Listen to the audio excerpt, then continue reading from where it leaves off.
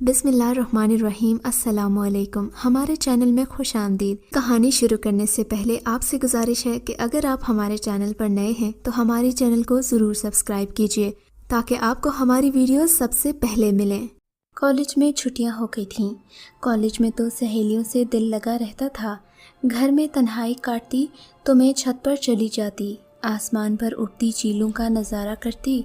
ان دنوں نہ جانے کیوں پڑھائی سے بھی دل اچاٹ سا رہنے لگا تھا۔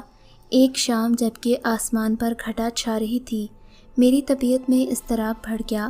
میں چھت پر گئی، آسمان کی طرف چہرہ اٹھایا تو منہ پر ننھی ننھی بوندیں پڑنے لگیں۔ موسم اس قدر سہانا کہ دل کی دھڑکنیں بھی گنگنا اٹھیں۔ پھوار شروع ہو گئی اور فضا کی خنکی روح میں اترنے لگی۔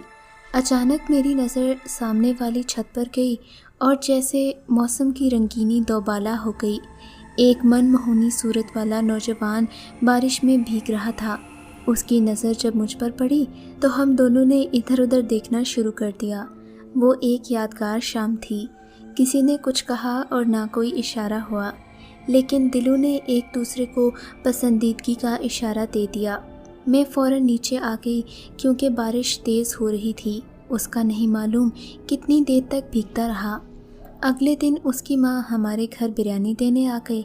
انہوں نے بتایا کہ کل ان کے شوہر کی برسی تھی، مگر بارش کی وجہ سے کسی کو بلایا نہیں، لہٰذا آج بریانی پکوا کر تقسیم کر دی۔ سوچا کہ آپ کا حصہ پہنچا دوں۔ پھر باتوں باتوں میں کہنے لگیں کہ میرے بیٹے حمزہ کو جنگلات کے محکمے میں ملازمت مل گئی ہے، اب اس کے لیے لڑکی دیکھ رہی ہوں۔ تو پھر کوئی لڑکی دیکھی ہے آپ نے؟ امی نے توجہ دی۔ ہاں دیکھی تو ہے، مگر میں نے نہیں، خود حمزہ نے دیکھی ہے۔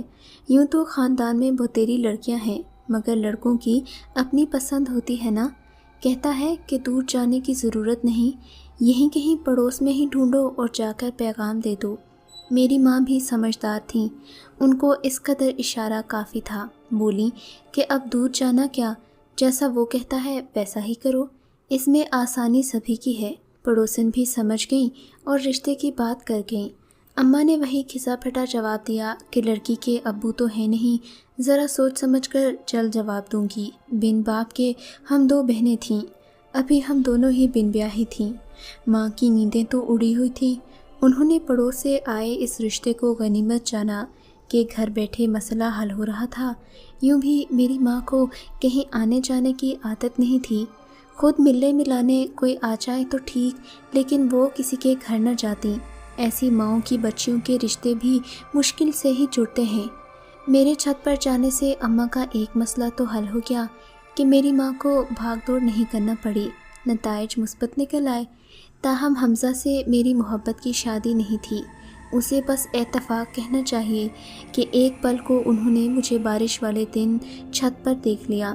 اپنی ماں سے کہہ دیا کہ اسی لڑکی سے شادی کرنی ہے۔ کہتے ہیں کہ خوشی کے ساتھ دنیا میں ہزاروں غم بھی ہوتے ہیں، جہاں بجتی ہے شہنائی وہاں ماتم بھی ہوتے ہیں۔ میرے ولیمے والے دن اماں بہت خوش تھیں کیونکہ میں خوش تھی۔ میرے چہرے پر مسکراہٹ بھری تھی، دل میں شادمانی تھی۔ بیوہ ماں کی تو یہی دعا تھی کہ میری بچی کو شادی راس آ جائے۔ میرے لیے بھی یہ باعث فخر تھا کیونکہ میں نے BA کے سالانہ پرچے دیے تھے کہ شادی کی تاریخ رکھ دی گئی۔ شادی کے دن حمزہ بہت خوش تھا، میں بھی مسرور تھی۔ جس کو ایک نظر میں پسند کیا وہی اپنا ہو گیا۔ میری قسمت پر نہ صرف میں خوش تھی بلکہ محلے والے بھی حیران تھے کہ بیوہ کے گھر اتنے اعلیٰ گھرانے کا رشتہ کیسے آ گیا۔ جہیز کے نام پر انہوں نے ایک چیز بھی نہیں لی تھی۔ شادی کی تاریخ جلد اس لیے رکھ دی کہ انہوں نے وعدہ کیا تھا کہ کھانے پینے کا خرچہ بھی ہم ہی اٹھا لیں گے، آپ کو کچھ کرنے کی ضرورت نہیں ہے، بس بیٹی دے رہے ہیں، یہی ہمارے لیے باعث فخر ہے۔ امی ایک خوددار خاتون تھی، ایسا کرنا تو نہیں چاہتی تھیں، مگر خاتون اور حمزہ کے کہنے پر وہ مجبور ہو گئیں۔ مگر کچھ تھا جس کی وجہ سے محلے والی عورتیں مجھ پر باتیں کر رہی تھیں، مگر اس میں میرا کوئی قصور نہیں تھا۔ سفید لباس حمزہ کو بہت پسند تھا۔ نکاح والے دن کا لباس بھی انہوں نے خاص طور پر سفید رنگ کا بنوا کر ہی بھیجا تھا۔ دقیانوسی خیالات کی عورتیں کہنے لگیں کہ یہ تو ماتم کا رنگ ہے، بیواؤں کا ہے، سہاگنیں سفید رنگ نہیں پہنتی، مگر مجھے اپنے ہونے والے شوہر کی خوشی عزیز تھی۔ لہٰذا میں نے کوئی اعتراض نہیں کیا۔ خیر میری شادی دھوم دھام سے ہو گئی۔ شادی کے کھانے میں کئی قسم کی ڈشز تیار کی گئی تھیں۔ خیر میری رخصتی ہو گئی تو میں حمزہ کے گھر آ گئی۔ میں بہت خوش تھی کیونکہ حمزہ جیسے خوبرو نوجوان کا ساتھ پا کر کوئی بھی لڑکی خوش ہو جاتی۔ گھر میں میرے استقبال کا خصوصی اہتمام کیا گیا تھا۔ سفید رنگ کے پردے لہرا رہے تھے، ہر طرف گلاب کی پتیاں بکھری پڑی تھیں، پورا گھر خوشبو سے مہک رہا تھا۔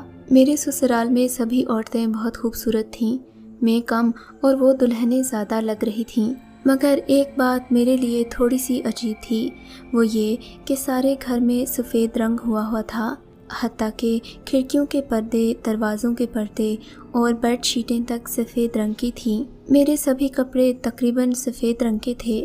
میں سمجھ نہیں پا رہی تھی کہ اس گھر کے لوگ نفسیاتی ہیں یا پھر اپنی گھسی پٹی روایات کے پابند ہیں، جو سفید رنگ کے علاوہ گھر میں نہ کوئی اور رنگ استعمال کرتے ہیں اور نہ ہی خود پہنتے ہیں۔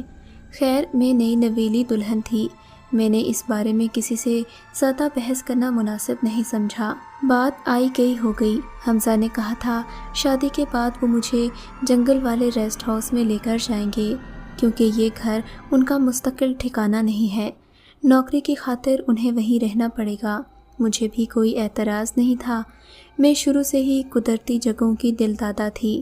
مجھے شہر کی رونق والی زندگی پسند نہیں تھی، بلکہ دیہات کی پرسکون زندگی کی میں شروع سے ہی خواہش مند تھی۔ میں خوش تھی کہ میرا شوہر مجھے اس سفید محل سے نکال کر جنگل کے خوبصورت نظاروں میں لے جائے گا۔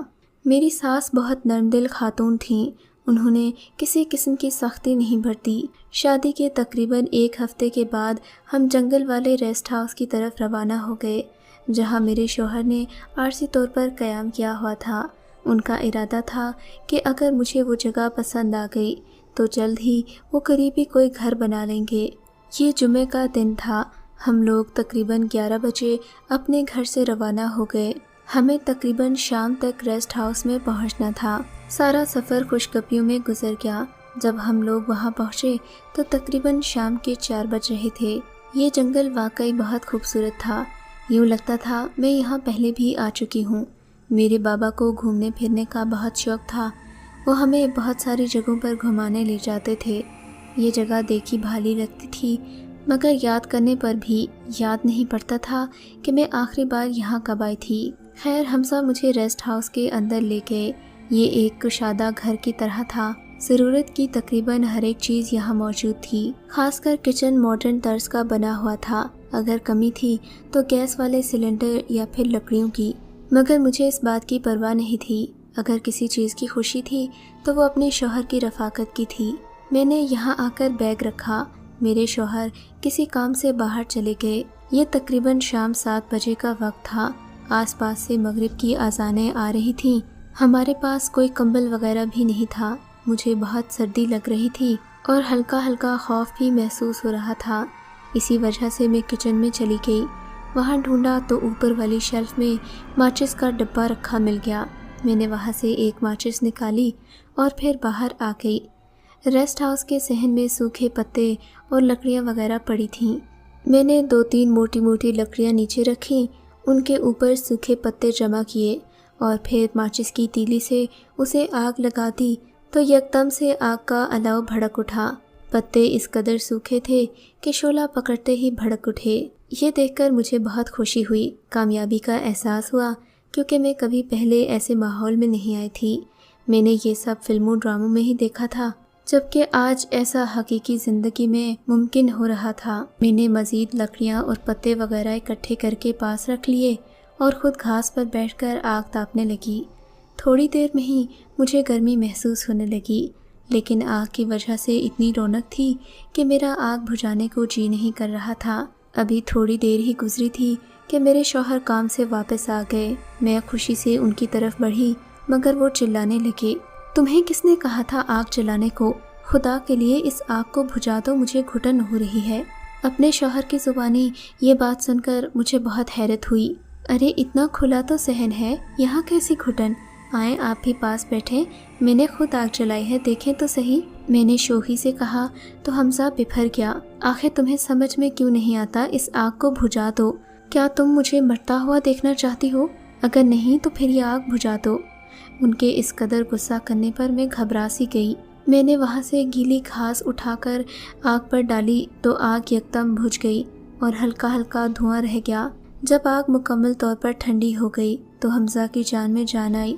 وہ میرے پاس آئے اور بولے، آئندہ کبھی اس گھر میں آگ جلانے کی کوشش مت کرنا۔ میں تمہارے لیے یہاں خادم لے آؤں گا۔